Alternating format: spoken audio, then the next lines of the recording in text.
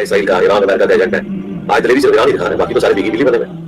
آپ کے سارے لیڈرز جن کے اوپر آپ کا بڑا فخر تھا. السلام علیکم دوستو، جیسا کہ آپ کو پتہ ہے اسرائیل جو ہے وہ آئے دن فلسطینیوں کے اوپر بہت زیادہ ظلم کر رہا ہے، اور اسرائیل کا یہی دل ہے کہ فلسطین جو ہے وہ صفحہ ہستی سے جو ہے وہ مٹ جائے. تو آپ کو پتہ ہوگا کہ کچھ دن پہلے اسرائیل نے شام میں جو ایران کا سفارت خانہ ہے اس پر حملہ کیا تھا. اس کے رپلائی میں میرے دوستو ایران کا یہ کہنا تھا کہ ہم ضرور بدلہ لیں گے اسرائیل سے. اس لوگوں کا یہ کہنا تھا جو ایران ہے وہ بدلہ نہیں لے سکتا، کیونکہ اسرائیل جو ہے وہ بہت بڑی طاقت ہے، اور اس کے علاوہ اسرائیل کے ساتھ اور بھی بہت سی کنٹریز ہیں جو بہت طاقتور ہیں. تو فائنلی میرے دوستو ایران نے ڈرونز کے ذریعے اسرائیل پر حملہ کیا ہے اور ایک بڑے لیول کی تباہی مچائی ہے اسرائیل کے اندر. میرے دوستو اس حملے کے بعد پورے اسرائیل میں ایمرجنسی نافذ ہو گئی ہے، اور ایک بڑے لیول پر امریکہ اور اسرائیل کے دلوں میں خوف پیدا ہو چکا ہے.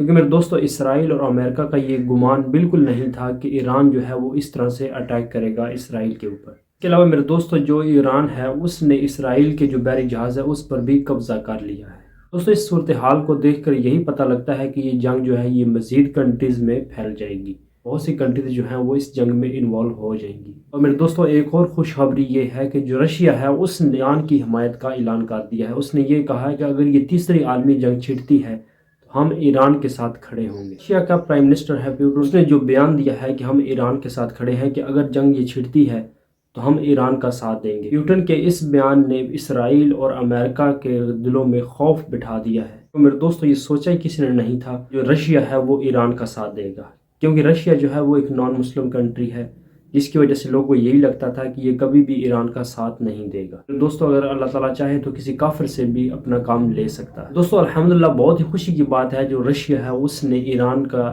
ساتھ دینے کے لیے اعلان کر دیا ہے. اس کے علاوہ اگر میرے دوستو تیسری عالمی جنگ چھڑتی ہے تو افریقے جو ہیں وہ آمنے سامنے ہوں گی. ایک طرف تو یمن، چین، رشیا اور ایران ہوں گے، اور دوسری طرف امریکہ، اسرائیل اور برطانیہ. تو یہاں پر ہمارے لیے شرم کی بات یہ ہے کہ ہم ایک مسلم کنٹری ہو کر ہم نے اس طرح کھل کر ایران کا ساتھ نہیں دیا. اس طرح رشیا کا جو صدر ہے اس نے یہ بیان دیا ہے کہ اگر تیسری عالمی جنگ چھڑتی ہے تو میں ایران کے ساتھ کھڑا ہوں. اس کے علاوہ دوستو میں یہاں پر کلیئر کر دوں، ہمارے جو فرقہ پرست علماء ہیں ان کا صرف یہی کہنا ہے کہ جو شیعہ حضرات ہیں وہ کافر ہیں.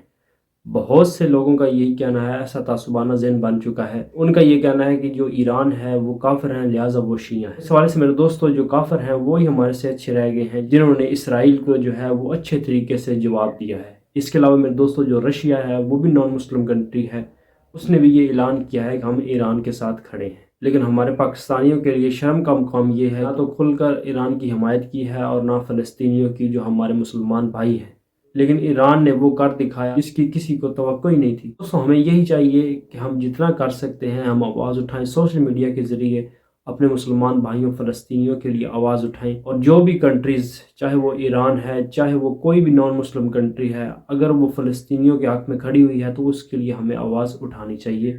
سوشل میڈیا کے ذریعے جتنے بھی کسی کے پاس ریسورسز ہیں اس کے ذریعے سوشل میڈیا پر آواز اٹھانی چاہیے. اپنے فلسطین بہنوں اور بھائیوں کی جان کے لیے ہمیں آواز اٹھانی ہوگی. اللہ تعالیٰ سے دعا ہے اللہ تعالیٰ مزید جو ہے ہمارے فلسطین بھائیوں کی مدد فرمائے.